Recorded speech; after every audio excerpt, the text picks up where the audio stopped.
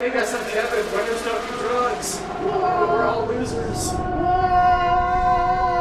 Hey guys, Hey guys, I'm Kevin, and today I'm going to tell you about how I did the sound for Keep Off the Grass. The biggest challenge with Keep Off the Grass is that 100% of the sound had to be created in post. That's because when we shot the short, a lot of it was green screen, a lot of it had wind machines, and even when we were shooting on location for the park, there were a lot of garbage trucks and stuff moving around in the background, so we didn't have any sound we could use. Even the dream sequence had no production audio. Why the f did that happen? The first thing I did was add background layers through the entire short, which creates a believable ambience that helps everything stick together. Having believable backgrounds, in this case a lot of wind, make it feel like you're really there in that location. There's also subtle cloth Foley under all their movements in the entire short. You don't hear it that much in the final product, but again, this is adding some believable rustle and noise like you would hear in real life. Also, all of Freddie and Clint's vocal efforts, which are all of the grunts, yells, and all the sounds they make, were done as ADR. They were recorded after the fact with Clint and Freddie watching the picture back. I then edited their recordings to make sure they synced perfectly with the picture.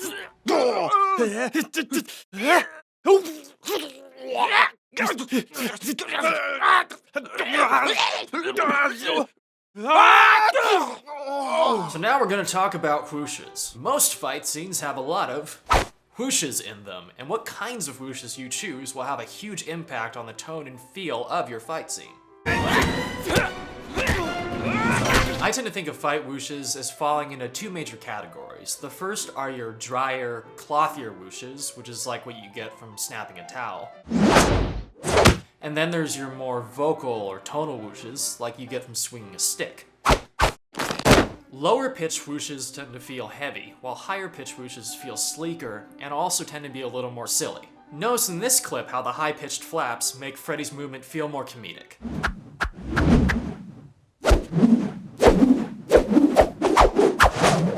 The duration or length of your whooshes also matters. You'll rarely have a whoosh that precisely matches the length of the action on screen, so what you want to do is find the sweet spot, the most dynamic or interesting point in that movement, and accentuate that bit with your whoosh. You also want to make sure your whooshes and hits don't directly overlap. You want to hear the whoosh in anticipation, but then have the hit be clean and separate. Editing fight scene sound effects is a lot like composing music. You want to find interesting variations and little twists on it as you go, and not have it become monotonous. Rather than simply filling in the effects, you want the effects to heighten the drama of what's happening on the screen and complement it.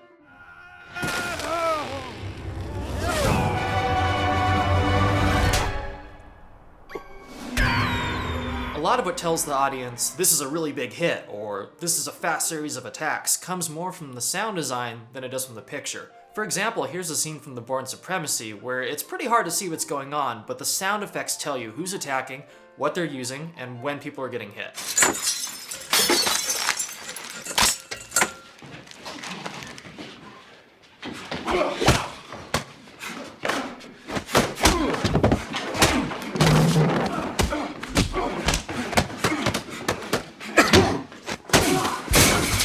If you watch the picture by itself, it's kind of hard to follow what's going on, but if you listen to the sound, it makes a little more sense. At this point, I've done a basic pass for whooshes and hits throughout the entire short. I'll now add in extra effects layers throughout the piece to further punctuate and enhance specific moments. In Keep Off the Grass, that was adding in some extra cartoony sound effects. Cartoon sound effects aren't random. They're audio analogies to what's happening visually on screen. For example, when Clint gets punched in the face here, I added the sound of a jet roaring past to exaggerate how fast he's going. Another more obvious example are the addition of firework piccolos and a boxing bell when Clint's getting punched around by Freddie. Okay, you getting the hang of this? Well great, we'll just do the rest of them as a list. So here's the top 10 things you didn't know about Keep Off the Grass's sound. Number 1. You don't start a top 10 list at number 1, you work down to 1. Number 10. Alright, thank you Freddie. Joey, me. Joey! Joey! My name is Lauren. Your name is Freddy. My name is Joey. As we cut closer on Freddy stomping the grass, I added cannon shots to make his footsteps feel bigger. In the extreme close-up, I added leaves crunching, wood breaking, and the sound of a tree falling.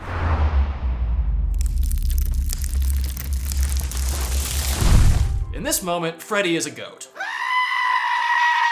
Clint's vomit sounds are leftover Foley from Video Game High School Season 2 for the Law's cereal-filled backpack.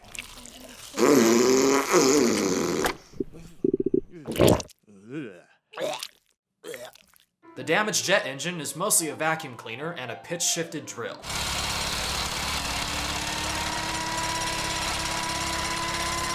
The giant bird is a combination of me and Clint screaming.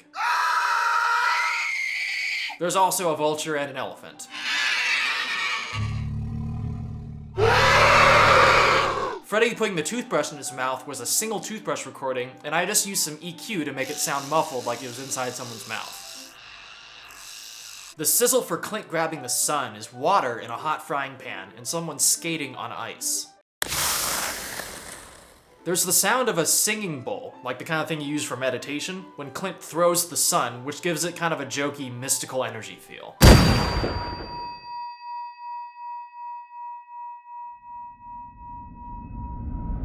That was only 8 things, too bad!